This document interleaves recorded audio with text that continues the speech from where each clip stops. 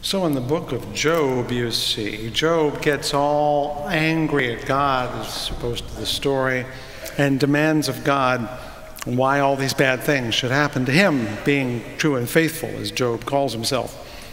And he's true, he is being true and faithful, and so he demands that God explain himself, as it were.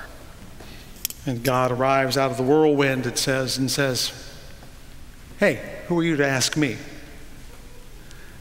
Well, in our free church tradition, we take very seriously that old political saying, vox populi, vox Dei, the voice of the people is the voice of God, and you're the people, and I've been questioning you for a long time, so it seems only fair that you question me in return. And so some of you have sent in questions, all of which deserve longer answers than I'm going to give you this morning. But it's also good. It's not only good in that democratic sense, it's good in that I can very easily think of things to say, but if they're not on your mind, they really don't matter. So unless you tell me what's on your mind, I don't know if I'm speaking to where your heart is, because where your mind queries and wonders, your heart is caught up in it too. So I have a few of them here, and I hope I can answer a few of them in some way. I may not be able to answer them all, even the ones I've chosen today, but they have shaped my mind. One questioner says, how can liberal religion find ways to embrace American capitalism and inspire our youth to become business leaders? Does our church really appreciate those who bring a conservative approach, perhaps, to their business? The question is longer than that, but that captures the essence of it. This is a really huge challenge. It's a huge challenge because we use the words liberal and conservative to cover a lot of territory. And liberal religion is not the same as liberal politics, and conservative religion is not the same as conservative politics. And I think it's helpful to distinguish between liberal and conservative as ideological points of view, a platform, as it were, of beliefs over here, a platform of principles over there, and what I prefer to call a liberal and a conservative temperament. That's important because I think what the world needs are more people of conservative temperament, while we need just as many people of liberal point of view. And the reason I say this is that I think that the conservative temperament is not one that is pro or anti this, but is innately, shall we say, skeptical of all claims of truth. The conservative temperament are all those people from Missouri. Show me. Make your point. Argue it out. Give me evidence. Franklin Delano Roosevelt, famously accused of being a liberal, in many ways was, had a wry answer that said, a liberal is someone with both feet firmly planted in the clouds. And that's a liberal temperament, without question. But I would say, and here's where my conservative temperament, which is skeptical, meets my liberal ideology, that capitalism, the way we've treated it for the past 30 years especially, has amounted to a religious dogma. We assume it to be true, we assume it to be good, we assume it to be correct. In this week's New York Times, a professor at the famous University of Chicago, where the rational market theory has been dominant and has dominated our country for the past 30 years, is suggesting that maybe that's an article of faith rather than an article of fact. That maybe people make irrational decisions, like paying gigantic amounts of money for houses. And maybe we ought to question the ideology, and that itself is a conservative response to a conservative piece of ideology. Does that make it liberal? Well, maybe. So I'm suggesting that anytime we confront a belief, economic, political, social, or religious, that strikes us as being offered as being self-evident, obvious, and not to be questioned, we of conservative temperament ought to be saying, how come? Are you sure? Show me. That's true of religion, that's true of social policy, that's true of economic policy.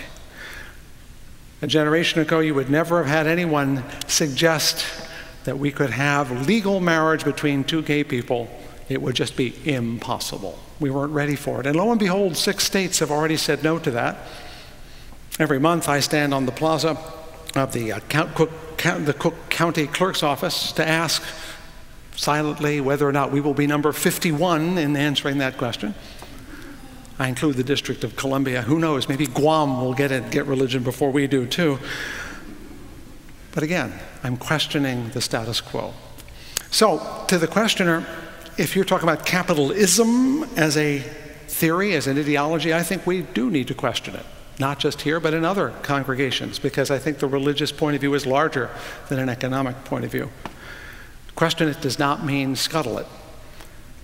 It also means that when presented with evidence that sound business sense is sound, we should say, as H.L. Mencken was supposed to have said when asked if he would be found himself after death facing the 12 apostles, his answer was, "Gentlemen, I was wrong."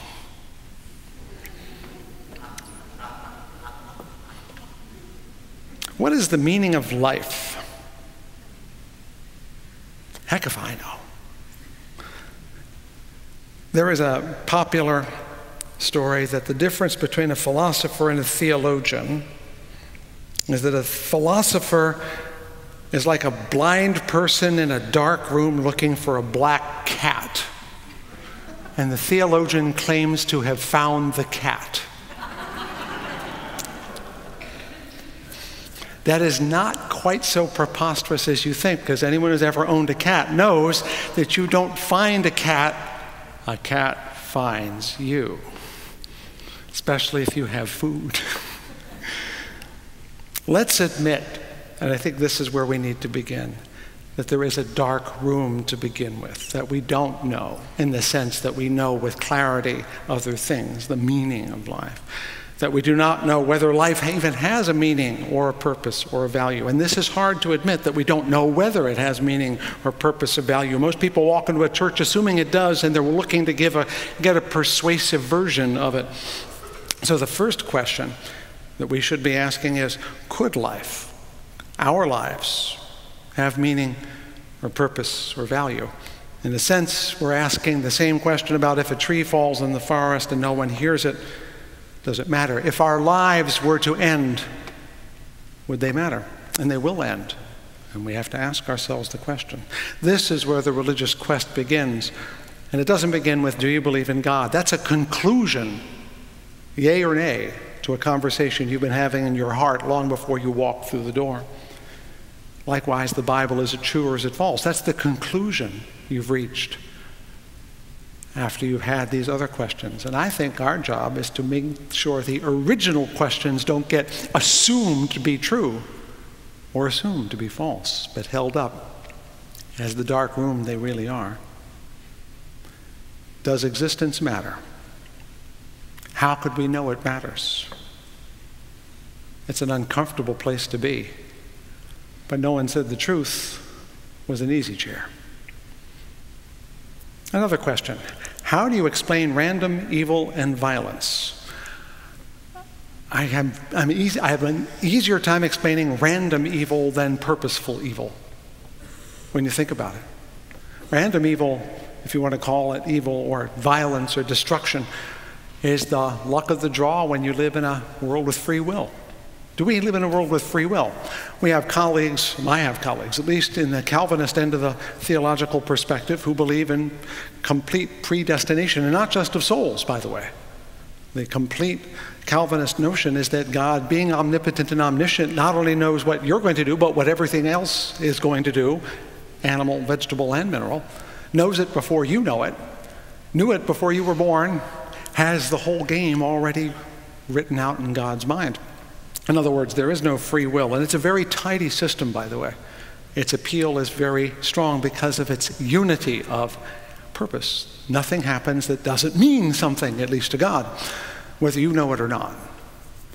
And that explains that if there's an evil thing, it should be part of the system somehow, and it's much harder to accept the possibility that we live in a universe that isn't determined, and that evil will happen because anytime there's free will, You have the capacity to do wrong. How free would your will be if the only things you could do were good? You have half a free will? Of course not. It's either all or nothing. So the reality questioner is that evil is the price we pay for living in a universe that has freedom.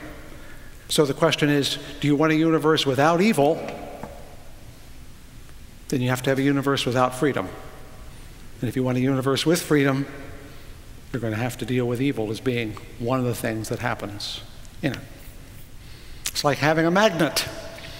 Just try to cut off one pole and keep the other one all by itself. What about karma, asks a questioner. Does what goes around come around ring true? Absolutely. In a certain sense, it's a great spiritual economic theory. Whatever you do comes back to you. Remember that old childhood thing, I'm rubber, you're glue kind of thing? Well, everything you do sticks to you, no matter what, in the karmic theory of the universe. It means your acts really do have an effect. In fact, it's a good response to how do you explain evil. What you do bad sticks with you for the rest of your life. And if you're a true karmic person, it sticks with you for the rest of your lives. We like the idea of incarnation. We do, because we like this life. Hey, let's have a do-over, right?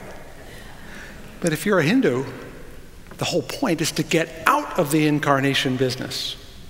Story tells about the Hindu saint who had been meditating his whole life, was visited by a god, one of those blue-skinned things we see in pictures, and the saint asks, how many lives must I live before I am free of the curse of reincarnation? And the god says, as many as there are leaves on the tree under which you sit. And the saint rejoiced that there were so few ahead of him. Most of us, when we think of reincarnation, think, how cool is that? We have to think differently around karma, I think. But the whole point here is that do the things we do adhere to us. Well, if you believe the universe is meaningful, that there is truth, that your free acts make a difference, I would say at some level the karmic notion is happening, whether it's exactly the way the questioner imagines. Which leads to the next question. If our acts have actual effects on ourselves and perhaps on others, what happens as a result of that? The questioner asks, where is heaven? Again, that's the conclusion of a process, but I'll take it at face value. Heaven, of course, we assume to be in the sky, and if you speak French or Latin or Italian or Spanish, the word for heaven and sky are exactly the same, which tells you where people thought God lived, up in the sky. In fact, even in Hebrew scriptures, there are only two people who managed to get out of life, three people who get out of life alive. One is Enoch at the beginning of the book of Genesis, who walked with God and was not, for God took him. That's very elusive. We don't know what happened. Did he kind of walk off the edge? Did he kind of walk away? Did he vanish? We have no clue. But the other two are of obviously Jesus in the Christian scriptures, and one dead sinner, Elijah. And both of them vanished up into the sky according to the Bible. So we have an ancient tradition of somehow sky as being where God is, and therefore where we should go if we do things rightly. That's one version of reality. I think it's a rather unlikely one. If you're meaning to ask questioner where we go when we die, I think the odds are very long, that is to say against, having what a philosopher called a posthumous career.